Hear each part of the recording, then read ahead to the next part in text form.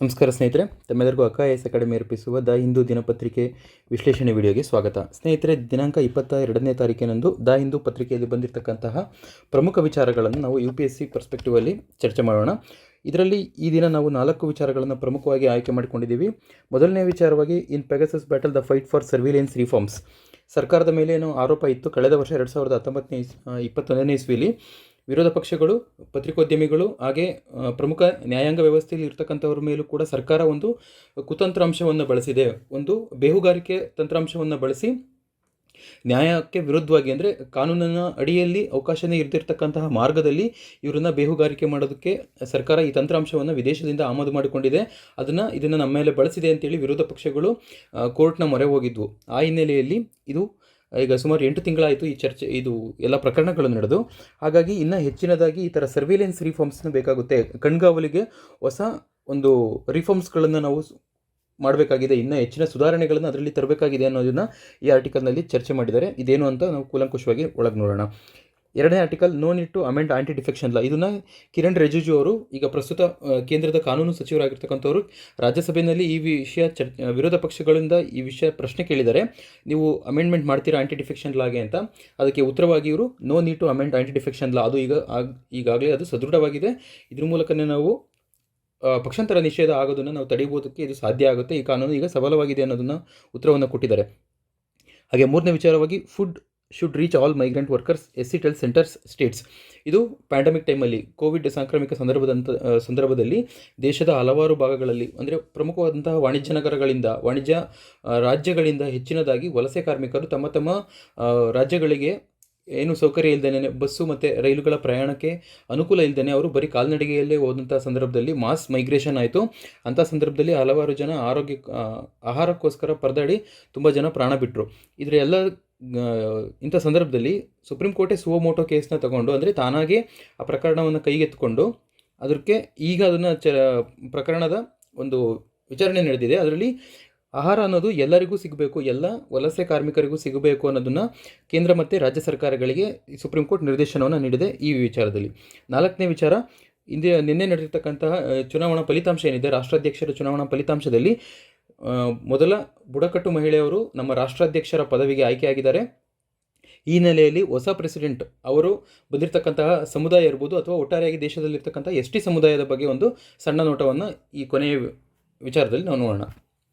ಸ್ನೇಹಿತರೆ, ಮೊದಲನೇ ವಿಚಾರವಾಗಿ in Pegasus battle the fight for surveillance reforms ಅನ್ನೋ ಈ ಒಂದು ಆರ್ಟಿಕಲ್ ಇದೆ ಎಡಿಟೋರಿಯಲಲ್ಲಿ. ಹಾಗೆ ಡೆಲ್ಲಿ ದ ಹಿಂದೂ ವರ್ಷನಲ್ಲಿ ಕೊಟ್ಟಿರುವಂಥ ಎಕ್ಸ್ಪ್ಲೈನರಲ್ಲೂ ಕೂಡ ಇನ್ನೊಂದು ಆರ್ಟಿಕಲ್ ಇದೆ.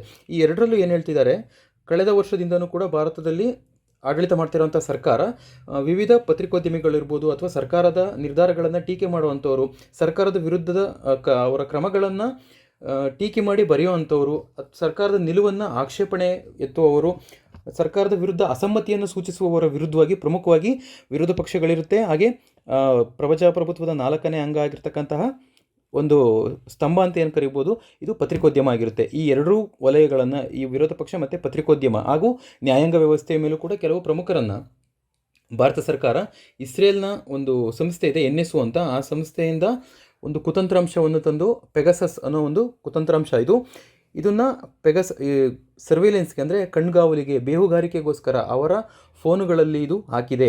ಹಾಗಾಗಿ ಅವರಿಗೆ ಗೊತ್ತಿಲ್ಲದೇನೆ, ಯಾರು ಆ ಫೋನ್ನ ಬಳಸ್ತಾ ಇರ್ತಕ್ಕಂಥ ವ್ಯಕ್ತಿಗಳ ಅರಿವಿಗೆ ಇಲ್ಲದೇನೆ, ಅವರ ಪರ್ಯಾಲೋಚನೆಗೆ ಇಲ್ಲದೇನೆ ಆ ತಂತ್ರಾಂಶ ಅವರ ಮೊಬೈಲ್ ಒಳಗಡೆ ಸೇರುತ್ತೆ. ಇದನ್ನು ನಾವು ಝೀರೋ ಕ್ಲಿಕ್ ಟೆಕ್ನಾಲಜಿ ಅಂತ ಕರಿತೀವಿ. ಅಂದರೆ ಯಾವುದಾದ್ರೂ ನಾವು ಸ್ಪ್ಯಾಮ್ ಮೆಸೇಜ್ ಬರುತ್ತೆ, ಸ್ಪ್ಯಾಮ್ ಕಾಲ್ ಬರುತ್ತೆ ನಮಗೆ, ಮೊದಲು ಅದು ನಮ್ಮ ಮೊಬೈಲ್ಗಳಲ್ಲಿ ಅಥವಾ ಇಂಟರ್ನೆಟ್ಗಳಲ್ಲಿ, ಮೇಲಲ್ಲಿ ಅದು ನಮಗೆ ಡಿಸ್ಪ್ಲೇ ಆಗುತ್ತೆ. ನಾವು ಅದನ್ನು ಓಪನ್ ಮಾಡಿದರೆ ಮಾತ್ರ ಅದು ನಮ್ಮ ಸರ್ವರಿಂದ ಅದು ಡೌನ್ಲೋಡ್ ಆಗೋವಂಥದ್ದು, ನಮ್ಮ ಗ್ಯಾಡ್ಜೆಟನ್ನು ಅದು ಆಕ್ರಮಿಸ್ಕೊಳ್ಳೋವಂಥದ್ದು. ಆದರೆ ಈ ಪೆಗಾಸಸ್ ಯೂಸ್ ಮಾಡಿರುವಂಥ ತಂತ್ರಾಂಶ ಏನಿದೆ, ಏನು ಸರ್ಕಾರದ ಮೇಲೆ ಆರೋಪ ಇರುವಂಥ ತಂತ್ರಾಂಶ ಏನಿದೆ, ಇದು ಇಸ್ರೇಲ್ ಆಧಾರಿತವಾಗಿರುವಂಥದ್ದು. ಇದು ಝೀರೋ ಕ್ಲಿಕ್ ಅಂತಂದರೆ ಯಾವ ವ್ಯಕ್ತಿನ ನಾವು ಟಾರ್ಗೆಟ್ ಮಾಡಿ ಈ ಕುತಂತ್ರಾಂಶವನ್ನು ಅವನ ಮೊಬೈಲಿಗೆ ನಾವು ಟ್ರಾನ್ಸ್ಫರ್ ಮಾಡ್ಬೋದು. ಅದು ಸಾಮಾನ್ಯವಾಗಿ ಬಳಸುವಂಥ ಇಂಟರ್ನೆಟ್ ವೈಫೈ ಕನೆಕ್ಷನ್ ಇರ್ಬೋದು, ಅಥವಾ ಮೊಬೈಲ್ ಸಿಗ್ನಲ್ಗಳ ಮೂಲಕನೇ ಈ ತಂತ್ರಾಂಶ ಅವರ ಮೊಬೈಲ್ಗೆ ಸೇರುವಂಥದ್ದು. ಆ ವ್ಯಕ್ತಿಯ ಅರಿವಿಗೆ ಇಲ್ಲದಂತೆ, ಅವನ ಒಪ್ಪಿಗೆನೇ ಇಲ್ಲದೇ ಆ ಇಡೀ ತಂತ್ರಾಂಶ ಅವನ ಸಂಪೂರ್ಣವಾದಂತಹ ಮೊಬೈಲ್ನ ಆಕ್ರಮಿಸುತ್ತೆ, ಅಥವಾ ಅವನು ಬಳಸ್ತಿರತಕ್ಕಂತಹ ಕಂಪ್ಯೂಟರ್ ಏನೇ ಎಲೆಕ್ಟ್ರಾನಿಕ್ ಗ್ಯಾಜೆಟ್ಸ್ ಇರಲಿ ಇದನ್ನು ಸಂಪೂರ್ಣವಾಗಿ ಅತಿಕ್ರಮಿಸಿ ಅದರಲ್ಲಿರ್ತಕ್ಕಂತಹ ಮಾಹಿತಿಯನ್ನು, ಅದರಲ್ಲಿರ್ತಕ್ಕಂತಹ ಚಿತ್ರಗಳನ್ನು, ಯಾವುದೇ ರೀತಿಯಾಗಿರ್ತಕ್ಕಂಥ ಅವನು ನಡೆಸುವಂಥ ಕಾನ್ವರ್ಸೇಷನ್ಗಳನ್ನ ಎಲ್ಲವನ್ನು ಅದು ಸಂಗ್ರಹಿಸಿ ಯಾರು ಇದನ್ನು ನಿಯಂತ್ರಣ ಮಾಡ್ತಾ ಇದ್ದಾನೋ, ಕಂಟ್ರೋಲ್ ಮಾಡ್ತಾ ಇದ್ದಾನೋ ಅವನಿಗೆ ಇದನ್ನು ತಲುಪಿಸುತ್ತೆ. ಹಾಗೆ ಈ ತಂತ್ರಾಂಶದ ಅರಿವು ಅಥವಾ ಈ ತಂತ್ರಾಂಶ ಇದೆ ಅಂತ ಅನ್ನುವಂಥ ಒಂದು ಸುಳಿವು ಯಾರ ಮೇಲೆ ಬಳಕೆ ಆಗ್ತಾ ಇದೆ ಅವ್ರಿಗೇನಾದರೂ ಸಿಕ್ತು ಅಂತಂದರೆ ಆಟೋಮೆಟಿಕ್ಕಾಗಿ ಈ ತಂತ್ರಾಂಶ ತನ್ನಿಂದ ತಾನೇ ಅದು ಡಿಆಕ್ಟಿವೇಟ್ ಆಗುತ್ತೆ. ಆ ತಂತ್ರಾಂಶ ಅಲ್ಲಿಂದ ಜಾಗನ ಖಾಲಿ ಮಾಡುತ್ತೆ, ಎರೇಸ್ ಆಗೋವಂಥದ್ದು. ಹಾಗಾಗಿ ನೀವು ಟೆಕ್ನಿಕಲ್ಲೇ ಇದನ್ನು ನನ್ನ ಹತ್ರ ಇತ್ತು ಇದನ್ನು ಅನ್ನೋದಕ್ಕೂ ನಮಗೆ ಪ್ರೂಫ್ಗಳು ಸಿಗದೇ ಇರೋ ಥರದಲ್ಲಿ ಇಸ್ರೇಲ್ NSO NSO ಅನ್ನೋ ಕಂಪನಿ ಡಿಫೆನ್ಸ್ ಮ್ಯಾನುಫ್ಯಾಕ್ಚರಿಂಗ್ ಮಾಡುವಂಥ ಕಂಪನಿ, ಇಸ್ರೇಲ್ ಮೂಲದ್ದು, ಇದು ಈ ತಂತ್ರಾಂಶವನ್ನು ಅಭಿವೃದ್ಧಿಪಡಿಸಿತ್ತು. ಹಾಗಾಗಿ ಈ ತಂತ್ರಾಂಶವನ್ನು ನಾವು ನಮ್ಮ ದೇಶದ ರಕ್ಷಣಾತ್ಮಕ ಉತ್ಪನ್ನಗಳಿರ್ತವೆ, ಈ ಸಾಮಗ್ರಿಗಳಿರ್ತವೆ, ಯಾವ ರೀತಿಯಾಗಿ ನಾವು ಮಿಸೈಲ್ಸ್ಗಳಿರ್ಬೋದು, ಹೆಲಿಕಾಪ್ಟ್ರು ಈ ಥರದನ್ನೆಲ್ಲ ಕಾಂಬ್ಯಾಟು ಅಥವಾ ಡಿಫೆನ್ಸ್ ಎಕ್ವಿಪ್ಮೆಂಟ್ ಅಂತ ಕನ್ಸಿಡರ್ ಮಾಡ್ತೀವೋ ಅದೇ ರೀತಿಯಾಗಿ ಇಸ್ರೇಲ್ ಸರ್ಕಾರವೂ ಕೂಡ ಈ NSO ಉತ್ಪಾದನೆ ಮಾಡಿರ್ತಕ್ಕಂಥ ಈ ತಂತ್ರಾಂಶ, ಈ ಸಾಫ್ಟ್ವೇರನ್ನೇ ಅದೊಂದು ಡಿಫೆನ್ಸ್ ಪ್ರಾಡಕ್ಟ್ ಆಗಿ ಕನ್ಸಿಡರ್ ಮಾಡುತ್ತೆ. ಹಾಗಾಗಿ NSO ಈ ಸಂಸ್ಥೆ ಏನಿದೆ ಏಕಾಏಕಿ ಯಾವುದೇ ದೇಶಕ್ಕೆ ಬೇಕಿದ್ರೂ ಕೂಡ ಕೊಡೋದಕ್ಕೆ ಆಗಲ್ಲ. ಈ ತಂತ್ರಾಂಶವನ್ನು ಕೊಡಬೇಕು ಅಂತಂದರೆ ಇಸ್ರೇಲ್ ಸರ್ಕಾರದ ಒಪ್ಪಿಗೆ ಮತ್ತು ಅನುಮತಿಯೊಂದಿಗೆ ಕಡ್ಡಾಯವಾಗಿ ಇರಲೇಬೇಕಾಗುತ್ತೆ. ಹಾಗಾಗಿ ಇಸ್ರೇಲ್ ಸರ್ಕಾರಕ್ಕೆ ಈ ಪೆಗಾಸಸ್ನ ಯಾರಿಗೆಲ್ಲ ಮಾರಿದ್ದಾರೆ ಅನ್ನೋ ಮಾಹಿತಿ ಇರುತ್ತೆ ಇದಕ್ಕೆ. ಹಾಗಾಗಿ ಇಸ್ರೇಲ್ ದೇಶದ ಜೊತೆಗಿರ್ತಕ್ಕಂತಹ ಸಂಬಂಧ, ಉತ್ತಮವಾಗಿರ್ತಕ್ಕಂಥ ದೇಶಗಳ ಜೊತೆ ಏನು ಸ್ನೇಹಪೂರ್ವಕವಾಗಿರ್ತಕ್ಕಂಥ ಸಂಬಂಧಗಳ ನಡುವೆ ಇದು ಗೊಂದಲ ಸೃಷ್ಟಿ ಮಾಡಬಾರ್ದು ಅನ್ನೋ ಉದ್ದೇಶಕ್ಕೆ ಆ NSO ಯಾರಿಗೆಲ್ಲ ಮಾರುತ್ತೆ ಈ ತಂತ್ರಾಂಶದ ಮಾಹಿತಿ ಪೂರ್ತಿಯಾಗಿ ಇಸ್ರೇಲ್ ದೇಶಕ್ಕೆ ಅಗತ್ಯವಾಗಿ ಇರುತ್ತೆ. ಈ ಆರ್ಟಿಕಲಲ್ಲಿ ಚರ್ಚೆ ಮಾಡಿರೋ ಪ್ರಕಾರವಾಗಿ ಈ ಪೆಗಾಸಸ್ದು ಈ ಸರ್ವೇಲೆನ್ಸ್ ಫ್ರೇಮ್ವರ್ಕ್ ಅನ್ನೋದು ತುಂಬ ಡೆಮೋಕ್ರೆಟಿಕ್ ಐಡಿಯಾಲ್ಸ್ಗೆ, ಪ್ರಜಾಪ್ರಭುತ್ವದ ಒಂದು ಆಶಯಕ್ಕೆ ಇದು ಧಕ್ಕೆ ತರುವಂಥದ್ದು. ಯಾಕೆ ಅಂತಂದರೆ ಸರ್ಕಾರದ ವಿರುದ್ಧ ಟೀಕೆ ಮಾಡುವಂಥ ಯಾವುದೇ ವ್ಯಕ್ತಿಯ ಧ್ವನಿಯನ್ನು ನಾವು ಅಡಗಿಸ್ತಾ ಇದ್ದೀವಿ ಅಂತಂದರೆ, ನಮ್ಮ ನಿರ್ಧಾರಗಳಿಗೆ, ನಮ್ಮ ನಿಲುವುಗಳಿಗೆ ಅಸಮ್ಮತಿಯನ್ನು ಸೂಚಿಸುವಂಥ ಯಾವುದಾದ್ರೂ ವ್ಯಕ್ತಿಯ ಅಭಿಪ್ರಾಯಗಳಿಗೆ ನಾವು ಮನ್ನಣೆ ಕೊಡ್ತಾ ಇಲ್ಲ ಅಂತಂದರೆ ಅದು ಪ್ರಭುತ್ವಕ್ಕೆ ಅದು ಖಂಡಿತವಾಗಿಯೂ ಮಾರಕ ಆಗುತ್ತೆ. ಮತ್ತು ಈ ನಡೆಯನ್ನು ನ್ಯಾಯಾಂಗ ವ್ಯವಸ್ಥೆಯೂ ಕೂಡ ಇದನ್ನು ಅಬ್ಸರ್ವ್ ಮಾಡ್ತಿರ್ಬೇಕಾಗುತ್ತೆ. ಅದಕ್ಕೂ ಕೂಡ ಮತ್ತೆ ನ್ಯಾಯಾಂಗ ವ್ಯವಸ್ಥೆಗೆ ಈ ಪ್ರಕರಣಗಳು ಹೋದಾಗ ಸರ್ಕಾರಕ್ಕೆ, ನ್ಯಾಯಾಂಗಕ್ಕೆ ಯಾವುದೇ ರೀತಿಯಾದಂತಹ ತಾಂತ್ರಿಕ ಒಂದು ಸಮಿತಿಗಳು ಅಥವಾ ಟೆಕ್ನಿಕಲ್ ಎಕ್ಸ್ಪರ್ಟ್ಸ್ ಕಮಿಟಿಗಳು ಯಾವುದೂ ಇರಲ್ಲ. ಅದು ಮತ್ತೆ ಸರ್ಕಾರದ ನೆರವನ್ನೇ ಆಶ್ರಯಿಸಬೇಕಾಗುತ್ತೆ. ಮತ್ತು ಟೆಕ್ನಿಕಲ್ ಇನ್ವೆಸ್ಟಿಗೇಷನ್ ಮಾಡೋದಕ್ಕೆ ಮತ್ತು ಈ CBI, ಪೊಲೀಸು, ED ಈ ಥರದ ಏಜೆನ್ಸಿಗಳನ್ನೇ ನ್ಯಾಯಾಂಗ ಬಳಸ್ಕೊಳ್ಬೇಕಾಗುತ್ತೆ. ಆದರೆ ಈ ಸಂಸ್ಥೆಗಳು ಎಲ್ಲವೂ ಕೂಡ ಸರ್ಕಾರದ ಅಧೀನದಲ್ಲೇ ಇರುವುದರಿಂದ ಹೆಚ್ಚಿನ ಅಧಿಕಾರ ಇರೋದು ಸರ್ಕಾರದ ವತಿಯಿಂದನೇ, ಸರ್ಕಾರದ ಕಡೆನೇ ಇರುತ್ತೆ. ಹಾಗಾಗಿ ಭಾರತದ ಮೇಲೆ ಇದು ಸರಿಸುಮಾರು ಒಂದು 300 ಜನಗಳ ಮೇಲೆ ಈ ಕುತಂತ್ರಾಂಶದ ಪ್ರಯೋಗ ನಡೆದಿದೆ. ಅವರು ಬಳಸುವಂಥ ಮೊಬೈಲ್ ಮತ್ತು ಎಲೆಕ್ಟ್ರಾನಿಕ್ ಗ್ಯಾಡ್ಜೆಟ್ಗಳ ಮೇಲೆ ಇದನ್ನು ಬಳಸಲಾಗಿತ್ತು. ಹಾಗೆ ಆ ಪೆಗಾಸಸ್ನ ಬಳಸಿ ಅವರ ಮೊಬೈಲ್ಗಳನ್ನು ಹ್ಯಾಕ್ ಮಾಡಲಾಗಿತ್ತು ಅನ್ನೋದನ್ನು ಹಿಂದೆ ಒಂದು ಅಂತಾರಾಷ್ಟ್ರೀಯ ಸಂಸ್ಥೆ ಅಮ್ನೆಸ್ಟಿ ಇಂಟರ್ನ್ಯಾಷನಲ್ ಸೆಕ್ಯೂರಿಟಿ ಲ್ಯಾಬ್ ಅನ್ನೋದು ಫೋರ್ಸೆನಿಕ್ ಅನಾಲಿಸಿಸ್ ಅನ್ನೋದನ್ನು ಮಾಡಿ ವರದಿಯನ್ನು ಸಲ್ಲಿಸಿತ್ತು. ಅಂದರೆ ಜಾಗತಿಕವಾಗಿ ಈ ರೀತಿಯೆಲ್ಲ ಯಾವ ದೇಶದಲ್ಲಾಗಿದೆ, ಭಾರತದಲ್ಲಾಗಿದೆ, ಫ್ರಾನ್ಸಲ್ಲಾಗಿದೆ ಅನ್ನೋದನ್ನು ಅದು ಇಂಟರ್ನ್ಯಾಷನಲ್ ಲೆವೆಲಲ್ಲಿ ಒಂದು ಪಬ್ಲಿಕೇಶನ್ ಮಾಡಿತ್ತು. ಅದು ಅರಿವಿಗೆ ಬಂದ ನಂತರ ಭಾರತದಲ್ಲಿರತಕ್ಕಂಥ ವಿರೋಧ ಪಕ್ಷಗಳು ಸರ್ಕಾರದ ಮೇಲೆ ಮುಗಿಬಿದ್ವು. ಆದರೆ ಸರ್ಕಾರ ಇದನ್ನು ತಿರಸ್ಕರಿಸ್ತು. ನಾವು ಯಾವುದೇ ರೀತಿಯಾಗಿ ನಿಮ್ಮ ಮೇಲೆ ನಾವು ಈ ಸರ್ವಿಲೆನ್ಸ್ನ ಮಾಡ್ತಾ ಇಲ್ಲ, ನಾವು ನಿಮ್ಮ ಮೇಲೆ ಗೂಢಚರ್ಯೆಯನ್ನು ಮಾಡ್ತಾ ಇಲ್ಲ ಅನ್ನೋದನ್ನು ಸರ್ಕಾರ ಸದನದಲ್ಲೇ, ಲೋಕಸಭೆಯಲ್ಲೇ ಈ ಮಾಹಿತಿಯನ್ನು ಹೇಳಿತ್ತು. ಹಾಗೆ ಸರ್ಕಾರ ಇದಕ್ಕೆ ಯಾವುದೇ ರೀತಿಯಾದಂತಹ ಸ್ಪಂದನೆಯನ್ನು ಕೊಟ್ಟಿರಲಿಲ್ಲ. ಹಾಗೆ ವಿರೋಧ ಪಕ್ಷಗಳು ಎಷ್ಟೋ ಬಾರಿ ಇದನ್ನು ವಿಚಾರವಾಗಿ ಚರ್ಚೆ ಮಾಡಬೇಕು ಅಂತ ಕರೆದಾಗಲೂ ಕೂಡ ಅದರಲ್ಲಿ ಸರ್ಕಾರ ಯಾವುದೇ ರೀತಿಯಾಗಿ ಪ್ರತಿಕ್ರಿಯೆಯನ್ನು ನೀಡಿಲ್ಲ. ನ್ಯೂಯಾರ್ಕ್ ಟೈಮ್ಸ್ 2022ನೇ ಒಂದು ಪ್ರಮುಖ ಅಂತಾರಾಷ್ಟ್ರೀಯ ಮಟ್ಟದ ಒಂದು ಪ್ರಮುಖ ಪತ್ರಿಕೆ ಇದು ಹೇಳೋ ರೀತಿಯಲ್ಲಿ 2017ನೇ ಇಸ್ವಿಯಲ್ಲಿ ಭಾರತ ಸುಮಾರು $2 ಬಿಲಿಯನ್ ಬೃಹತ್ ಮೊತ್ತವನ್ನು ನೀಡಿ ಈ ಪೆಗಾಸಸ್ ಸಾಫ್ಟ್ವೇರನ್ನು ಪರ್ಚೇಸ್ ಮಾಡಿದೆ. ಇದನ್ನು ತನ್ನ ದೇಶದಲ್ಲಿ ಬಳಸೋದಕ್ಕೋಸ್ಕರ ಇದು ಪರ್ಚೇಸ್ ಮಾಡಿದೆ ಅಂತೇಳಿ ನ್ಯೂಯಾರ್ಕ್ ಟೈಮ್ಸ್ ಕ್ಲೈಮ್ ಮಾಡಿತ್ತು.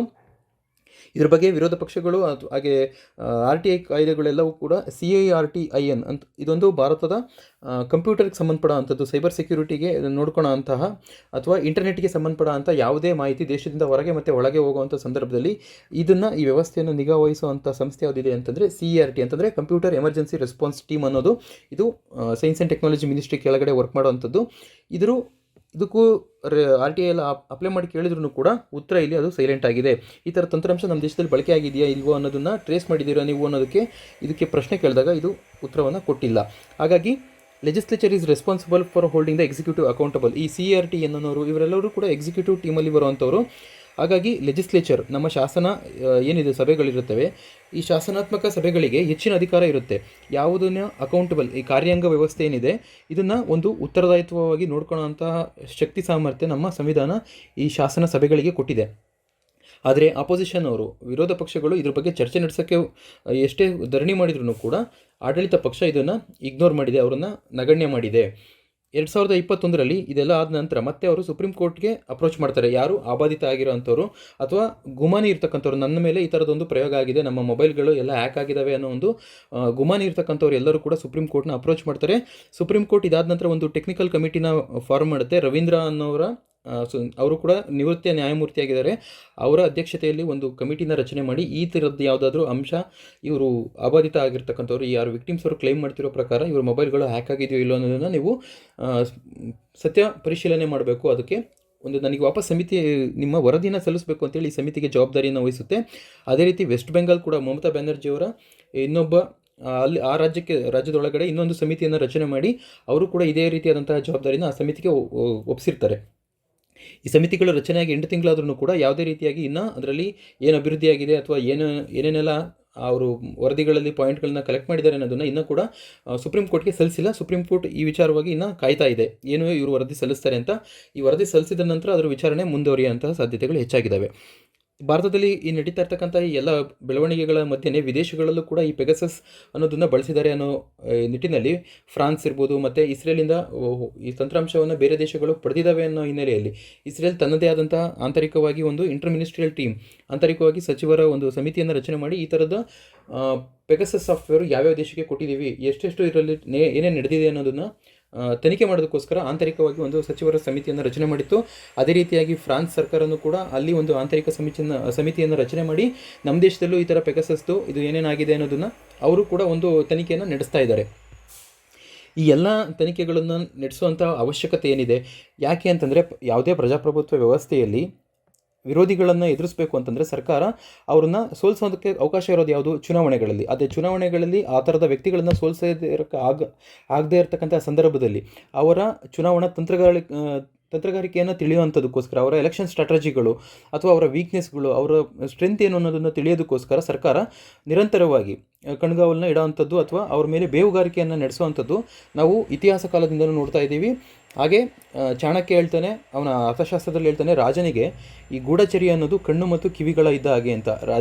ಅವನ ಇಡೀ ರಾಜಕೀಯದ ಮತ್ತು ಆ ರಾಜ್ಯದ ಅಸ್ತಿತ್ವ ಮತ್ತು ಸ್ಥಿರತೆ ಯಾವುದ್ರ ಮೇಲೆ ಆಧಾರವಾಗಿರುತ್ತೆ ಅಂತಂದರೆ ಆ ರಾಜ್ಯದ ಗೂಢಚರ್ಯರ ಮೇಲಿರುತ್ತೆ. ಯಾಕೆ ಅಂತಂದರೆ ರಾಜ್ಯನಿಗೆ ಅಥವಾ ಇಡೀ ರಾಜ್ಯಕ್ಕೆ ಧಕ್ಕೆ ತರುವಂತಹ ಯಾವುದೇ ಕೃತ್ಯಗಳು ನಡೆಯುವಂಥ ಸಂದರ್ಭದಲ್ಲಿ ಯಾವ ಸಮುದಾಯಗಳು ಇದ್ರ ವಿರುದ್ಧ ಪಿತೂರಿ ಮಾಡ್ತಾ ಇದ್ದಾವೆ, ಯಾವ ದರೋಡೆಕೋರ ರಾಜನನ್ನು ಕೊಲೆ ಮಾಡೋದಕ್ಕೆ ಯೋಚನೆ ಮಾಡ್ತಾ ಇದ್ದಾನೆ, ಈ ಥರದ ಎಲ್ಲ ಅಂಶಗಳನ್ನು ತಿಳಿಯುವಂತಹ ಒಂದು ವ್ಯವಸ್ಥೆಯನ್ನು ರಾಜ ಒಂದು ಗೂಢಚರ್ಯ ಒಂದನ್ನು ನಿರ್ಮಿಸ್ಕೊಂಡಿರ್ತಾನೆ.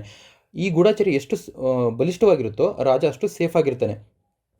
ಇದು ಅಂದಿನ ಗೂಢಚರ್ಯ ಪದ್ಧತಿಯಿಂದ ಹಿಡಿದು ಇಂದಿನ ಆಧುನಿಕ ಕಾಲದವರೆಗೂ ನಾವು ಹಲವಾರು ಸುಧಾರಣೆಗಳನ್ನು ನೋಡ್ತಾ ಇದ್ದೀವಿ. ಈಗ ನಾವು ಡಿಜಿಟಲ್ ಏರಾದಲ್ಲಿ ಇರೋದ್ರಿಂದ ಹಿಂದೆ ಮಾಡ್ತಿದ್ದಂತಹ ಗೂಢಚರ್ಯದ ವ್ಯಕ್ತಿಗತವಾಗಿ ಮಾಡ್ತಿರ್ತಕ್ಕಂತಹ ಕೆಲಸಗಳನ್ನು ಇಂದು ನಾವು ತಂತ್ರಾಂಶಗಳ ಮೂಲಕ ಮಾಡ್ತಾ ಇದ್ದೀವಿ. ನಾವು ಎಲೆಕ್ಟ್ರಾನಿಕ್ ಗ್ಯಾಡ್ಜೆಟ್ಸ್ನ ಯೂಸ್ ಮಾಡೋದ್ರ ಮೂಲಕ ಮಾಡ್ತಾ ಇದ್ದೀವಿ, ಸ್ಯಾಟಲೈಟ್ಗಳ ಮೂಲಕ ಮಾಡ್ತಾ ಇದ್ದೀವಿ. ಹಾಗೆ ತಂತ್ರಜ್ಞಾನ ಬೆಳೀತಾ ಅದರ ತಂತ್ರಜ್ಞಾನದಲ್ಲಿ ಉತ್ಕೃಷ್ಟತೆಯನ್ನು ನಾವು ಸಾಧಿಸ್ತಾ ಇದ್ದೀವಿ, ಅದರಲ್ಲಿ ಎಕ್ಸಲೆನ್ಸ್ನ ನಾವು ಸಾಧಿಸ್ತಾ ಇದ್ದೀವಿ. ಹಾಗಾಗಿ ಅಂತಹ ತಂತ್ರಾಂಶಗಳನ್ನು ಈಗ ಅಭಿವೃದ್ಧಿಪಡಿಸಿರುವಂತಹ ಇಸ್ರೇಲ್ ಇದನ್ನು ಈ ಕುತಂತ್ರಾಂಶವನ್ನು ಸರ್ಕಾರಗಳಿಗೆ, ಬೇರೆ ಬೇರೆ ದೇಶದಲ್ಲಿ ಸರ್ಕಾರಗಳಿಗೆ ಮಾತ್ರನೇ ಮಾರ್ತೀನಿ ಅನ್ನೋದು NSO ಅವರ ವಾದ ಆಗಿದೆ. ನಾನು ಸರ್ಕಾರಕ್ಕಲ್ಲದೇ ಬೇರೆ ಯಾವುದೇ ಖಾಸಗಿ ವ್ಯಕ್ತಿಗಳಿಗೂ ನಾನು ಮಾರಾಟ ಮಾಡಿಲ್ಲ ಹಾಗೂ ಮಾರುವುದೂ ಇಲ್ಲ ಅಂತ ತನ್ನ ಪಾಲಿಸಿ ಇದೆ ಅನ್ನೋದನ್ನು ಅದು ಸ್ಪಷ್ಟಪಡಿಸಿದೆ. ಹಾಗಾಗಿ ಸರ್ಕಾರಗಳು ಇದನ್ನು ಒಂದು ವೇಳೆ ಪಡೆದಿದ್ರೂ ಕೂಡ ಅದನ್ನು ಈ ಥರದ ರಾಜಕೀಯ ಉದ್ದೇಶಕ್ಕೋಸ್ಕರ ಬಳಸಬಾರ್ದು. ಇವರು ಇದನ್ನು ದೇಶದ ಆರ್ಥಿಕತೆ ಅಥವಾ ದೇಶದ ಒಂದು ಸಾರ್ವಭೌಮತೆ ಮತ್ತು ರಕ್ಷಣೆಗೆ, ಇದರ ಸುಭದ್ರತೆಗೆ ಮತ್ತು ಸಾರ್ವಜನಿಕ ಹಿತಾಸಕ್ತಿಯನ್ನು ಇಟ್ಟುಕೊಂಡು ಶಾಂತಿ ಸುವ್ಯವಸ್ಥೆಗೆ ಧಕ್ಕೆ ಮಾಡುವಂತಹ ಅಂಶಗಳನ್ನು ಅಥವಾ ಅಂತಹ ಶಕ್ತಿಗಳ ಮೇಲೆ ಈ ಥರದ ಕುತಂತ್ರಾಂಶವನ್ನು ಪ್ರಯೋಗ ಮಾಡಬೇಕೇ ಹೊರತು ಅಥವಾ ಅವ್ರ ಮೇಲೆ ಇದು ಬೇಹುಗಾರಿಕೆ ಮಾಡಬೇಕೇ ಹೊರತು ರಾಜಕೀಯ ವಲಯದಲ್ಲಿ ಮಾಡೋಕ್ಕೆ ಇದನ್ನು ಯಾವುದೇ ಪ್ರಜಾಪ್ರಭುತ್ವದಲ್ಲಿ ಇದಕ್ಕೆ ಅವಕಾಶವನ್ನು ಕೊಡಬಾರ್ದು. ಹಾಗಾಗಿ ಈ ಥರದ ಈ ಸರ್ವೇಲೆನ್ಸ್ ಲಾ ಏನಿದೆ, ಈ ಬೇಹುಗಾರಿಕೆ ಅನ್ನೋ ಒಂದು ಕಾನೂನುಗಳೇನಿದ್ದಾವೆ, ಅವ್ರ ಮೇಲೆ ವಿಚಕ್ಷಣೆ ಇಡುವಂಥದ್ದು, ಅವ್ರ ಮೇಲೆ ನಿಗಾ ಇಡುವಂತಹ ಕಾನೂನುಗಳೇನಿದ್ದಾವೆ, ಇದು ಸಂಪೂರ್ಣವಾಗಿ ಒಂದು ಓವರಾಲ್ ಆಗಬೇಕು. ಇದರಲ್ಲಿ ಸುಧಾರಣೆಗಳು, ಮಾರ್ಪಾಡುಗಳು, ತಿದ್ದುಪಡಿ ಆಗಬೇಕು. ಪ್ರಸ್ತುತ ಭಾರತದಲ್ಲಿ ಈ ಥರ ಬೇಹುಗಾರಿಕೆ ಮಾಡೋದಕ್ಕೆ ಅವಕಾಶ ಮಾಡಿಕೊಡೋಂಥ 2 ಕಾನೂನುಗಳು ನಮಗೆ ಸಿಗುತ್ತೆ. ಮೊದಲನೇದು ಇನ್ಫಾರ್ಮೇಷನ್ ಟೆಕ್ನಾಲಜಿ ಆ್ಯಕ್ಟ್ 2000 ಇಸ್ವಿದು, ಮತ್ತು ಇನ್ನೊಂದು ಹಳೆಯ ಕಾನೂನು ಬ್ರಿಟಿಷ್ ಕಾಲದ್ದು ಇಂಡಿಯನ್ ಟೆಲಿಗ್ರಾಫ್ ಆ್ಯಕ್ಟ್ 1885. ಈ 2 ಕಾನೂನುಗಳು ಭಾರತದಲ್ಲಿ ಪ್ರಸ್ತುತವಾಗಿ ಸರ್ವಿಲೆನ್ಸ್ ಮಾಡೋದಕ್ಕೆ, ಅವ್ರ ಮೇಲೆ ನಿಗಾ ವಹಿಸೋದಕ್ಕೆ ಇರತಕ್ಕಂಥ 2 ವೈಜ್ಞಾನಿಕವಾಗಿ ಅಂದರೆ ಟೆಕ್ನಾಲಜಿ ಮೂಲಕ ಇರುವಂತಹ 2 ಕಾಯ್ದೆಗಳಿದ್ದಾವೆ. ಈ ಇನ್ಫಾರ್ಮೇಷನ್ ಟೆಕ್ನಾಲಜಿ ಆ್ಯಕ್ಟ್ ಕೆಳಗಡೆ ಇರುವಂತಹ 69 ಏನು ಸೆಕ್ಷನ್ ಇದೆ, ಇದರಲ್ಲಿ ದೇಶದ ಸುರಕ್ಷತೆಗೆ ಮತ್ತು ಸಾರ್ವಭೌಮತೆಗೆ ಧಕ್ಕೆ ಬರುವಂಥ ಯಾವುದೇ ಅಂಶಗಳನ್ನು ಇರುವಂತಹ ಕಂಪ್ಯೂಟರ್ ಇರ್ಬೋದು, ಗ್ಯಾಜೆಟ್ಸ್ ಇರ್ಬೋದು, ಎಲೆಕ್ಟ್ರಾನಿಕ್ ಮೀಡಿಯಾ ಏನೇ ಇರ್ಬೋದು, ಅದನ್ನು ಸರ್ಕಾರ ವಶಪಡಿಸ್ಕೊಳ್ಳೋಂಥದ್ದು, ಅದರ ಮೇಲೆ ನಿಗಾ ವಹಿಸುವಂಥದ್ದು ಅಧಿಕಾರ ಇನ್ಫಾರ್ಮೇಷನ್ ಟೆಕ್ನಾಲಜಿ ಆ್ಯಕ್ಟ್ 2000 ಕೆಳಗಡೆ ಕೊಟ್ಟಿದ್ದಾರೆ. ಹಾಗೆ ಇನ್ನೊಂದು ಇಂಡಿಯನ್ ಟೆಲಿಗ್ರಾಫ್ ಆ್ಯಕ್ಟ್ 1885, ಇದರಲ್ಲಿ ಫೋನ್ಗಳ ಕದ್ದಾಲಿಕೆ, ಒಬ್ಬ ವ್ಯಕ್ತಿಯಿಂದ ಒಬ್ಬ ವ್ಯಕ್ತಿಗೆ ಫೋನ್ ಸಂಭಾಷಣೆ ನಡೆಯುವಂಥ ಸಂದರ್ಭದಲ್ಲಿ ಫೋನ್ನ ಟ್ಯಾಪ್ ಮಾಡುತ್ತೆ ಸರ್ಕಾರ. ಈ ಫೋನ್ ಟ್ಯಾಪಿಂಗಿಗೋಸ್ಕರ ಗೃಹ ಸಚಿವಾಲಯದ ಕಾರ್ಯದರ್ಶಿಯಿಂದ ಅದು ಅನುಮತಿ ಇರಬೇಕು ಹಾಗೂ ನಿಗದಿತ ಸಮಯಕ್ಕೆ ಮಾತ್ರ ಇರುವಂಥದ್ದು. ಇದು ಅನಿಯಮಿತವಾಗಿ ಇದರಲ್ಲಿ ಯಾವುದೇ ರೀತಿಯಾದಂಥ ಅವಕಾಶಗಳಿಲ್ಲ. ಈ ಥರದ ಕಾನೂನುಗಳನ್ನು ಬಳಸೋದಕ್ಕೆ ಅವಕಾಶ ಇರುವಂಥದ್ದು ದೇಶದ ಸುಭದ್ರತೆಗೆ, ಇಂಟರ್ನಲ್ ಸೆಕ್ಯೂರಿಟಿಗೆ ಅಥವಾ ಸಾವರ್ನಿಟಿಗೆ, ಪೀಸ್ ಆ್ಯಂಡ್ ಸೆಕ್ಯೂರಿಟಿಗೆ ಧಕ್ಕೆ ತರೋಂಥ ಶಕ್ತಿಗಳ ಮೇಲೆ ಮಾತ್ರನೇ ಇದನ್ನು ಪ್ರಯೋಗಿಸಬೇಕು ಅನ್ನೋದನ್ನು ಸರ್ಕಾರ ಈ 2 ಕಾನೂನುಗಳ ಮೂಲಕ ಮಾಡಿದೆ. ಆದರೆ ಇದನ್ನು ಮೀರಿ ಈ ಥರದ ಕುತಂತ್ರಾಂಶಗಳನ್ನು ಬಳಸುವಂಥದ್ರನ್ನ ಸರ್ಕಾರ ಮಾಡಬಾರ್ದು. ಹಾಗೆ ಮುಂದೆ ಡಾಟಾ ಪ್ರೊಟೆಕ್ಷನ್ ಅನ್ನೋದು ಬರ್ತಾ ಇದೆ, ಅದು ಇನ್ನು ಮಸೂದೆಯ ಹಂತದಲ್ಲಿ ಇದೆ, ಅದನ್ನು ಫೈನಲೈಸ್ ಆಗಿಲ್ಲ. ಅದನ್ನು ರಿಟೈರ್ಡ್ ಜಸ್ಟಿಸ್ BN ಶ್ರೀಕೃಷ್ಣ ಅನ್ನೋರ ಅಧ್ಯಕ್ಷತೆಯಲ್ಲಿ ಮಾಡಿರ್ತಕ್ಕಂಥ ಡಾಟಾ ಪ್ರೊಟೆಕ್ಷನ್ ಲಾ ಇದು ವ್ಯಕ್ತಿಯ ಖಾಸಗಿತನದ ಏನು ಡಾಟಾ ಪ್ರೊಟೆಕ್ಷನ್, ವ್ಯಕ್ತಿಯ ಖಾಸಗಿತನದ ದತ್ತಾಂಶಗಳಿಗೆ ಸಂಬಂಧಪಡುವಂತಹ ಕಾನೂನು. ಈ ದತ್ತಾಂಶ ಎಲ್ಲಿ ಶೇಖರಣೆ ಆಗಬೇಕು, ಇದನ್ನು ವಿದೇಶಕ್ಕೆ ಕಳಿಸ್ಬೇಕೋ ಬೇಡವೋ, ಅಥವಾ ವಿದೇಶಕ್ಕೆ ವಾಣಿಜ್ಯಾತ್ಮಕವಾಗಿ ಕಳಿಸಿದಾಗ ಅಲ್ಲಿ ಪರಿಷ್ಕರಣೆ ಪ್ರೊಸೆಸಿಂಗಿಗೆ ಮಾತ್ರನೇ ಅವಕಾಶ ಕೊಡಬೇಕಾ, ಮೇನ್ ಡಾಟಾ ಸರ್ವರ್ ಎಲ್ಲಿರಬೇಕು, ಯಾವುದನ್ನೆಲ್ಲ ನಾವು ಈ ಆ್ಯಂಬಿಟ್ಟಿಗೆ ತರ್ಬೋದು, ಅಂದರೆ ಡಾಟಾ ಪ್ರೊಟೆಕ್ಷನ್ ಆ್ಯಂಬಿಟ್ಟಿಗೆ ತರ್ಬೋದು ಅನ್ನೋದ್ರ ಬಗ್ಗೆ ಇನ್ನೂ ಅದು ಮಸೂದೆಯ ಹಂತದಲ್ಲಿದೆ. ಅದಕ್ಕೆ ಈಗಾಗಲೇ ಜಾಯಿಂಟ್ ಪಾರ್ಲಿಮೆಂಟ್ರಿ ಕಮಿಟಿ, ಜಂಟಿ ಸಂಸದೀಯ ಸಮಿತಿ ಏನಿದೆ, ಅದು ಕೂಡ ಕೆಲವು ಈ ಡಾಟಾ ಪ್ರೊಟೆಕ್ಷನ್ ಲಾಗೆ ಹೊಸ ವಿಚಾರಗಳನ್ನು ಸೇರಿಸಿ ಈ ರೀತಿಯಾಗಿ ಯಾರು ಬೇಕಾದರೂ ಸ್ಪೈ ಮಾಡುವಂಥದ್ದು, ಅವ್ರ ಮೇಲೆ ಇವರು ಕುತಂತ್ರಾಂಶಗಳನ್ನು ಪ್ರಯೋಗ ಮಾಡುವಂಥದ್ದು, ಇದಕ್ಕೆ ಯಾವುದೇ ರೀತಿಯಾದಂತಹ ನಿಗಾಗಳು ಇರಲ್ಲ, ಇದಕ್ಕೆ ಸೂಕ್ತವಾದಂಥ ತನಿಖಾ ಸಂಸ್ಥೆಗಳ ಅಡಿಯಲ್ಲಿ ಇದು ಯಾವುದೇ ರೀತಿ ವರ್ಕ್ ಆಗಲ್ಲ. ಹಾಗಾಗಿ ಇದಕ್ಕೆ ಸೂಕ್ತವಾಗಿರ್ತಕ್ಕಂಥ ಈ ಗ್ಯಾಪ್ನ ಫಿಲ್ ಮಾಡೋದಕ್ಕೆ ಈ ಸರ್ವಿಲೆನ್ಸ್ ಫ್ರೇಮ್ವರ್ಕನ್ನು ಒಂದು ಸೆಟಪ್ ಮಾಡಬೇಕು ನೀವು ಅನ್ನೋದನ್ನು ಈ ಜಾಯಿಂಟ್ ಪಾರ್ಲಿಮೆಂಟ್ರಿ ಕಮಿಟಿಯವರು ಕೂಡ ಹೇಳಿದರು. ಆದರೆ ಸರ್ಕಾರ ಇದನ್ನು ನಿರ್ಲಕ್ಷಿಸ್ತಾ ಇದೆ. ಇದು ಭಾರತದ ಪ್ರಜಾಪ್ರಭುತ್ವ ವ್ಯವಸ್ಥೆಯ ಆಶಯಗಳಿಗೆ ಇದು ಧಕ್ಕೆ ತರ್ತಾ ಇದೆ. ಹಾಗೆ ಕಳೆದ ವರ್ಷದಲ್ಲಿ ಫ್ರೀಡಮ್ ಹೌಸ್ ಅನ್ನೋ ಒಂದು agency freedom in the world ಅನ್ನೋ ಒಂದು ರಿಪೋರ್ಟ್ನ ಪಬ್ಲಿಷ್ ಮಾಡಿತ್ತು. ಇದರಲ್ಲಿ ಪ್ರಮುಖವಾಗಿ ಜಾಗತಿಕವಾಗಿ ಅದು ಫ್ರೀ ಟು ಸಿವಿಲ್ ಲಿಬರ್ಟೀಸ್, ನಾಗರಿಕ ಹಕ್ಕುಗಳು ಮತ್ತು ರಾಜಕೀಯ ಹಕ್ಕುಗಳ ಎಷ್ಟರವರೆಗೆ ಇವು ಉದಾರವಾಗಿದ್ದಾವೆ, ಯಾವ ದೇಶದಲ್ಲಿ ಎಷ್ಟು ಮಟ್ಟಿಗೆ ಬಳಸೋದಕ್ಕೆ ಅವಕಾಶ ಇದೆ ಅನ್ನೋದನ್ನು ಒಂದು ರಿಪೋರ್ಟ್ನ ಬಿಡುಗಡೆ ಮಾಡಿತ್ತು.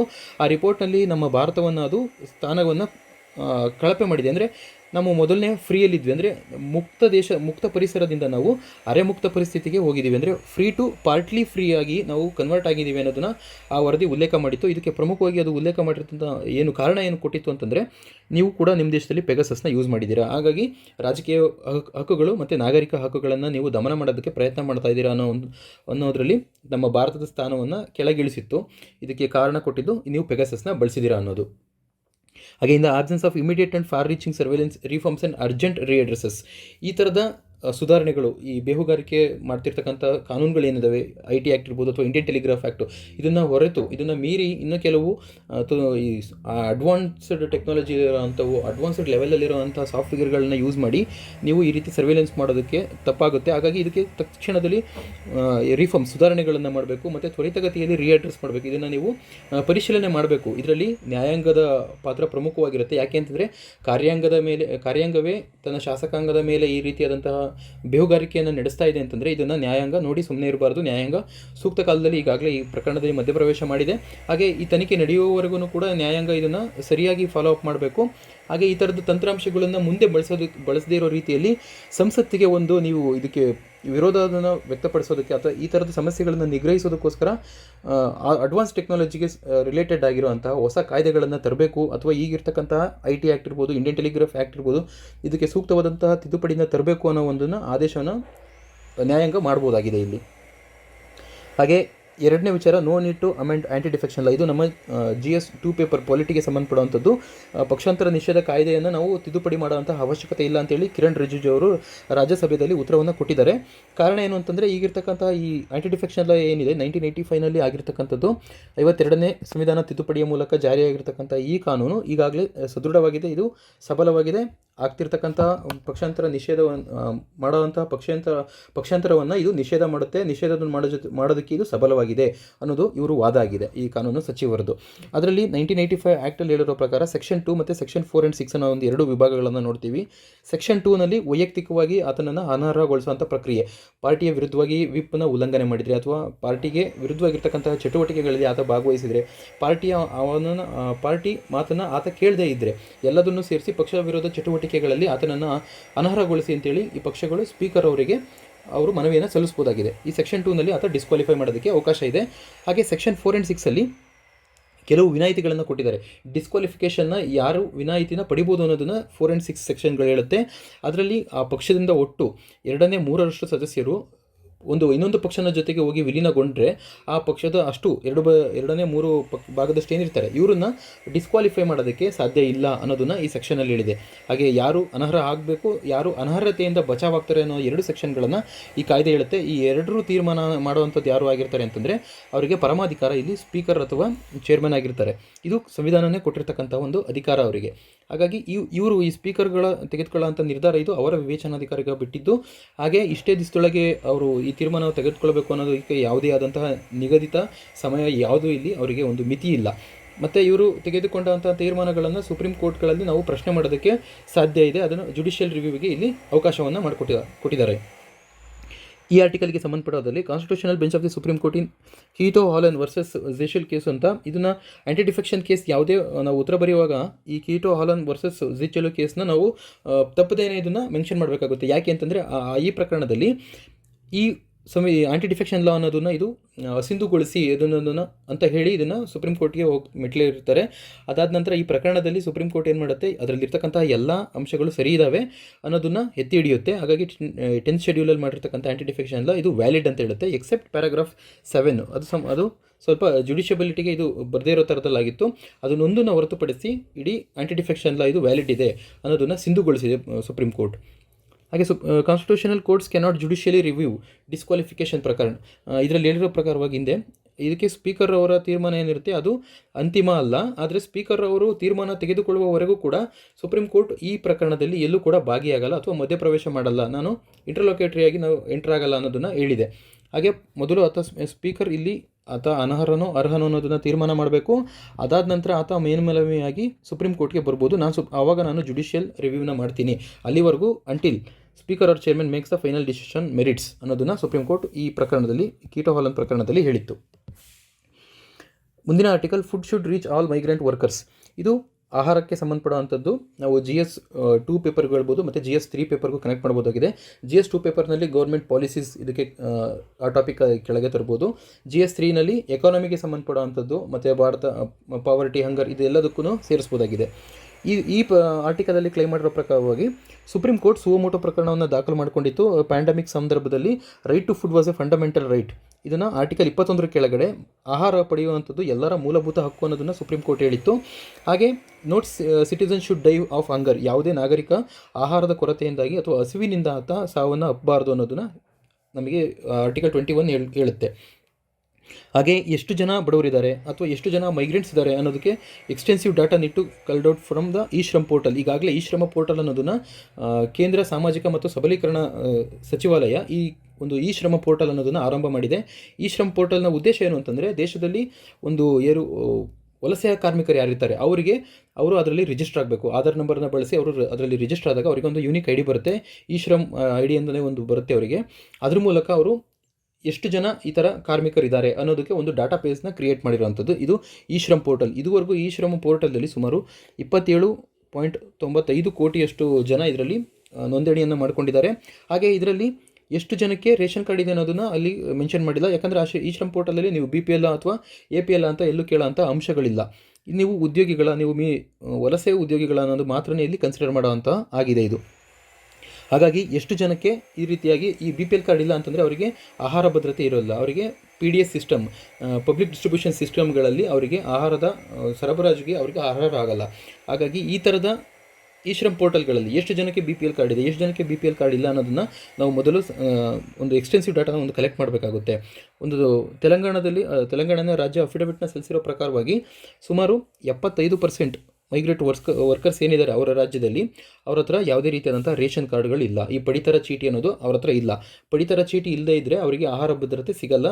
ಅವರಿಗೆ ಅಪೌಷ್ಟಿಕತೆಯಿಂದ ಅಥವಾ ಹಸಿವಿನಿಂದ ಅವರು ಬಳಲುವಂಥ ಸಂದರ್ಭಗಳು ಹೆಚ್ಚಾಗಿರುತ್ತೆ. ಸುಪ್ರೀಂ ಕೋರ್ಟ್ ಪ್ಯಾಂಡಮಿಕ್ ಟೈಮಲ್ಲಿ ಈ ರೀತಿಯಾದಂತಹ PDS ಸಿಸ್ಟಮ್ ಕೊಡೋದು, ಅವರಿಗೆ ರೇಷನ್ ಕಾರ್ಡ್ ಕೊಡೋಂಥ ಸಿಸ್ಟಮು ಲೇಟ್ ಆಗ್ಬೋದು. ಹಾಗಾಗಿ ನೀವು ತ್ವರಿತಗತಿಯಲ್ಲಿ ನೀವು ಡ್ರೈ ರೇಷನ್ನ ಹಂಚಿಕೆ ಮಾಡಬೇಕು. ಹಾಗೆ ಕಮ್ಯುನಿಟಿ ಕಿಚನ್, ಸಮುದಾಯದ ಅಡುಗೆ ಮನೆಗಳನ್ನು ನೀವು ತೆರೀಬೇಕು. ಅಲ್ಲಿ ಉಚಿತವಾಗಿ ತ್ವರಿತಗತಿಯಲ್ಲಿ ಯಾವುದೇ ರೀತಿಯಾದಂತಹ ಕಾರ್ಡು, ಅವ್ರಿಗೇನು ಎಲಿಜಿಬಿಲಿಟಿ ಏನು ಕೇಳದೇನೆ ಆಹಾರವನ್ನು ವಿತರಿಸುವಂಥ ಎಲ್ಲ ಕ್ರಮಗಳನ್ನು ಕೈಗೊಳ್ಳಬೇಕು ಅಂತೇಳಿ ಕೇಂದ್ರ ಸರ್ಕಾರ ಹಾಗೆ ರಾಜ್ಯ ಸರ್ಕಾರಗಳಿಗೆ ಮಾರ್ಗದರ್ಶನವನ್ನು ಮತ್ತು ನಿರ್ದೇಶನವನ್ನು ನೀಡಿತ್ತು. ಅದೆಲ್ಲ ಆದ ನಂತರ ಕೇಂದ್ರ ಸರ್ಕಾರ ಏನು ಮಾಡ್ತು, ಒನ್ ನೇಷನ್ ಒನ್ ರೇಷನ್ ಅನ್ನೋ ಒಂದು ಯೋಜನೆಯನ್ನು ಆರಂಭಿಸ್ತು. ಇದರಲ್ಲಿ ಯಾವುದೇ ರಾಜ್ಯದ ವ್ಯಕ್ತಿ ಕೂಡ ಇನ್ನೊಂದು ರಾಜ್ಯದ ಮೂಲೆಗೆ ಹೋದ್ರೂ ಅವನ ಹತ್ರ ಒಂದು ರಾಜ್ಯದಲ್ಲಿ ಇರ್ತಕ್ಕಂಥ BPL ಕಾರ್ಡನ್ನ ಬೇರೆ ರಾಜ್ಯದಲ್ಲೂ ಕೂಡ ಅದೇ ಕಾರ್ಡನ್ನು ಬಳಸಿ ಆತ ರೇಷನನ್ನು ಪಡಿಬೋದು. ಈ PDS ಸಿಸ್ಟಮ್ ಥ್ರೂ ಮೂಲಕ ಆತ ರೇಷನ್ನ ಪಡಿಬೋದು. ಹಾಗಾಗಿ ಒಂದು ರಾಜ್ಯದಲ್ಲಿ ಕೊಟ್ಟಂತಹ ಪಡಿತರ ಚೀಟಿ ಇನ್ನೊಂದು ರಾಜ್ಯದಲ್ಲಿ ಇದು ಇನ್ವ್ಯಾಲಿಡ್ ಆಗುತ್ತೆ, ಇದು ಅಥವಾ ಅಸಿಂಧು ಆಗುತ್ತೆ, ಇದನ್ನು ಮಾನ್ಯ ಮಾಡಲ್ಲ ಅನ್ನೋ ಅಂಶಗಳನ್ನು ತೆಗೆದುಹಾಕಿ ಇಡೀ ಒಂದು ದೇಶ ಒಂದು ರೇಷನ್ ಒಂದು ಪಡಿತರ ಅನ್ನೋ ಒಂದು ಯೋಜನೆಯನ್ನು ಆರಂಭಿಸ್ತು. ಹಾಗೆ ಇದಕ್ಕೆ ಈ ಯೋಜನೆಗೆ ಎಲ್ಲ ರಾಜ್ಯಗಳು ಸಂಪೂರ್ಣವಾಗಿ ಒಪ್ಪಿ ಇದನ್ನು ಅನುಷ್ಠಾನಗೊಳಿಸಿದ್ದಾವೆ. ಆದರೆ ಇದಕ್ಕೆ ವೆಸ್ಟ್ ಬೆಂಗಾಲ್ ಇದಕ್ಕೆ ಪ್ರತಿರೋಧವನ್ನು ತೋರಿಸಿತ್ತು. ನಾನು ಒನ್ ನೇಷನ್ ಒನ್ ರೇಷನ್ ಒಪ್ಪಲ್ಲ, ಮೈಗ್ರೆಂಟ್ಸ್ ವರ್ಕರ್ಸ್ ಏನಿರ್ತಾರೆ ನಮ್ಮ ರಾಜ್ಯಕ್ಕೆ ಬರುವಂಥವ್ರಿಗೆ ನಾವು ಇಲ್ಲಿ ಅದನ್ನು ನಮ್ಮ ರೇಷನ್ನ ನಾವು ಅವ್ರಿಗೆ ಕೊಡಲ್ಲ, ಬೇರೆ ಮೈಗ್ರೆಂಟ್ಸ್ ನಮ್ಮ ರಾಜ್ಯಕ್ಕೆ ಬಂದರೆ ಅವ್ರಿಗೆ ನಾವು ನಮ್ಮ ರೇಷನ್ನ ಕೊಡಲ್ಲ ಅನ್ನೋ ಒಂದು ಧೋರಣೆಯನ್ನು ತಾಳಿತ್ತು. ಹಾಗಾಗಿ ಒನ್ ನೇಷನ್ ಒನ್ ರೇಷನ್ನ ಅದು ವಿರೋಧ ವ್ಯಕ್ತಪಡಿಸಿತ್ತು. ಸುಪ್ರೀಂ ಕೋರ್ಟ್ ಆಗಲೂ ಕೂಡ ನಿರ್ದೇಶನ ಕೊಡ್ತು ಪಶ್ಚಿಮ ಬಂಗಾಳದ ಸರ್ಕಾರಕ್ಕೆ, ಕಡ್ಡಾಯವಾಗಿ ನೀವು ಒನ್ ನೇಷನ್ ಒನ್ ರೇಷನನ್ನು ನೀವು ಅನುಷ್ಠಾನಗೊಳಿಸಲೇಬೇಕು. ಯಾಕೆ ಅಂತಂದರೆ ಅದು ಆರ್ಟಿಕಲ್ 21 ಇದರಲ್ಲಿ ವಿಧಿಯಲ್ಲಿ ಹೇಳಿರೋ ಪ್ರಕಾರವಾಗಿ right to food was an fundamental right. ಯಾವುದೇ ನಾಗರಿಕ ಹಸಿವಿನಿಂದನೂ ಸಾಯಬಾರದು ಅನ್ನೋ ಒಂದು ಏಕೈಕ ಉದ್ದೇಶದಿಂದ ಈ ಅನುಷ್ಠಾನ ಮಾಡಿ ಅಂತೇಳಿ ಒಂದು ನಿರ್ದೇಶನವನ್ನು ಜಾರಿ ಮಾಡಿತ್ತು. ಹಾಗೆ ಕರೋನಾ ಸಂದರ್ಭದಲ್ಲೂ ಕೂಡ ಗರೀಬ್ ಕಲ್ಯಾಣ ಅನ್ನ ಯೋಜನೆ ಅನ್ನೋದನ್ನು ಕೇಂದ್ರ ಸರ್ಕಾರ ಜಾರಿ ಮಾಡಿ ನಿರ್ದಿಷ್ಟವಾಗಿ 3 kg 5 kg ಅಕ್ಕಿ ಗೋಧಿಗಳನ್ನು ನಿಗದಿತವಾಗಿ ಈ PDS ಸಿಸ್ಟಮ್ ಥ್ರೂ ಮೂಲಕ ಸಾರ್ವಜನಿಕರಿಗೆ ಹಂಚಿಕೆ ಮಾಡಬೇಕು ಅಂತೇಳಿ ಈ ಯೋಜನೆಯನ್ನು ಆರಂಭಿಸಿತ್ತು. ಹಾಗೆ PDS ಸಿಸ್ಟಮ್ ಅನ್ನೋದು ಆಹಾರ ಭದ್ರತಾ ಕಾಯ್ದೆ ಏನಿದೆ 2013ನಲ್ಲಿ ನ್ಯಾಷನಲ್ ಫುಡ್ ಸೆಕ್ಯೂರಿಟಿ ಆ್ಯಕ್ಟ್ ಇದ್ರ ಕೆಳಗಡೆ PDS ಸಿಸ್ಟಮ್ ಅನ್ನೋದನ್ನು ಶುರು ಮಾಡಿದೆ ಭಾರತ ಸರ್ಕಾರ ಎಲ್ಲ ರಾಜ್ಯಗಳಲ್ಲೂ ಕೂಡ. ಇದರಲ್ಲಿ ಪಬ್ಲಿಕ್ ಡಿಸ್ಟ್ರಿಬ್ಯೂಷನ್ ಸ್ಕೀಮಲ್ಲಿ ಸಾರ್ವಜನಿಕ ವಿತರಣಾ ಒಂದು ಯೋಜನೆ ಇದು.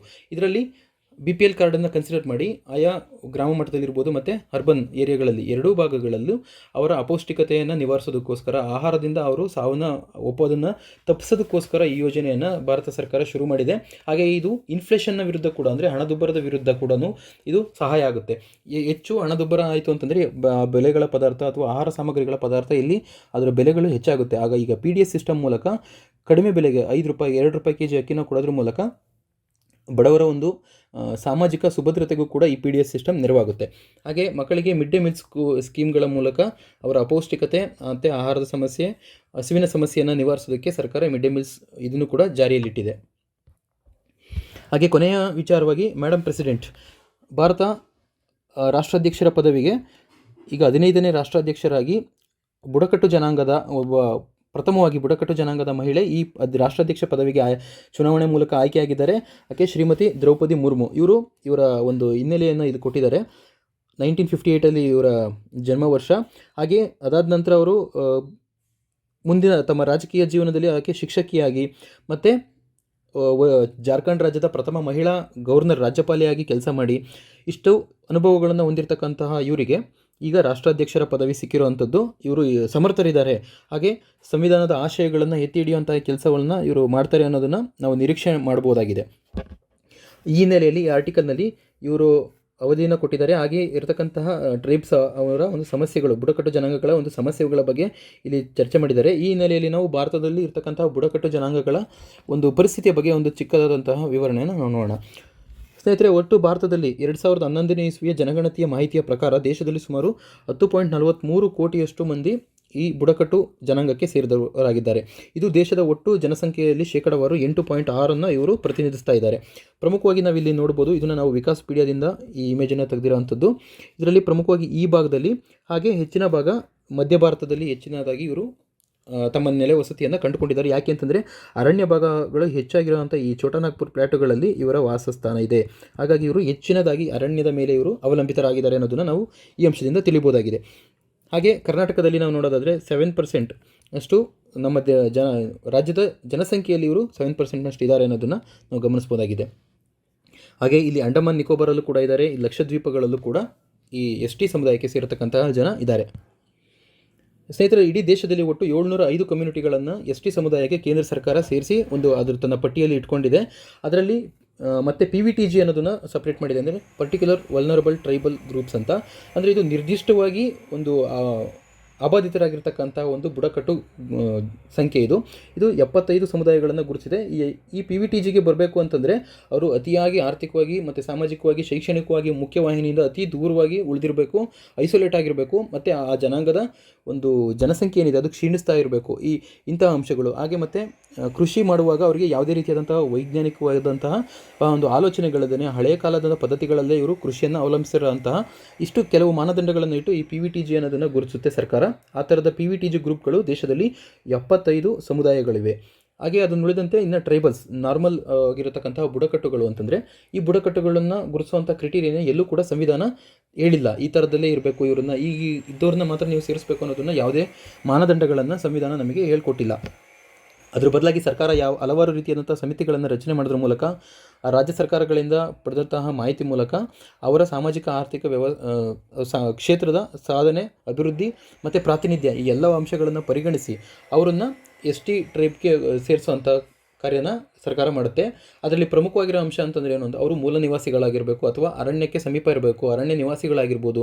ಅವರಿಗೆ ಯಾವುದೇ ರೀತಿಯಾದಂತಹ ಕೃಷಿಯಲ್ಲಿ ಒಂದು ಉತ್ತಮವಾದಂಥ ಈಗಿನ ಪರಿಸ್ಥಿತಿಗೆ ಹೊಂದಿಕೊಂಡು ಮಾಡುವಂಥ ಕೃಷಿಯ ಆಲೋಚನೆಗಳು ಅವರಿಗೆ ಇರದೇ ಇರೋದು, ಶೈಕ್ಷಣಿಕವಾಗಿ ಅತಿಯಾಗಿ ಹಿಂದುಳಿದಿರುವಿಕೆ ಮತ್ತು ರಾಜಕೀಯವಾಗಿ ಸಾಮಾಜಿಕವಾಗಿ ಅವರ ಪ್ರಾತಿನಿಧ್ಯದ ಕೊರತೆ ಎತ್ತಿ ತೋರ್ತಾ ಇದೆ.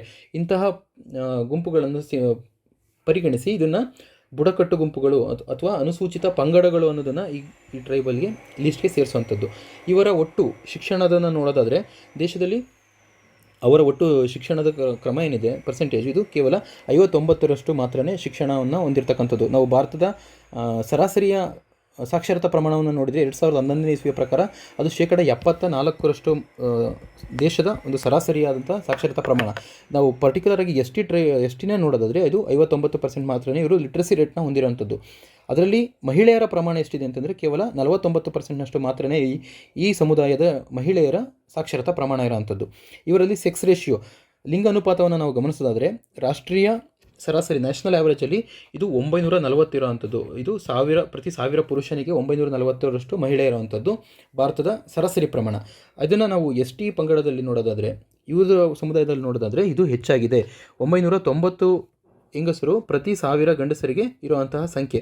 ಹಾಗಾಗಿ ಈ ಬುಡಕಟ್ಟು ಸಮುದಾಯಗಳಲ್ಲಿ, ಈ ಸಂಪ್ರದಾಯಗಳಲ್ಲಿ ಹೆಚ್ಚಿನದಾಗಿ ಒಂದು ಇಗ್ಯಾಲಿಟೇರಿಯನ್ ಅಂತಂದರೆ ಒಂದು ಸಮಾನಾಂತರ ವ್ಯಕ್ತಿತ್ವಕ್ಕೆ, ಅಂದರೆ ಸಮಾನಾಂತರ ಇರತಕ್ಕಂಥ ಅಧಿಕಾರಿಗಳನ್ನು, ಸಮಾನತ ಸಮಾಜದ ನಿರ್ಮಾಣಕ್ಕೆ ಇವರು ಹೆಚ್ಚಿನದಾಗಿ ತಮ್ಮನ್ನು ತಾವು ತೊಡಗಿಸ್ಕೊಳ್ತಾರೆ. ಹಾಗೆ ಸ್ತ್ರೀ ಸ್ವಾತಂತ್ರ್ಯನ ಇಲ್ಲಿ ಎತ್ತಿ ಹಿಡಿಯುವಂಥ ಕೆಲಸನ ಮಾಡ್ತಾರೆ ಉಳಿದ ಭಾರತದ ಅನ್ಯ ಸಮುದಾಯಕ್ಕಿಂತ.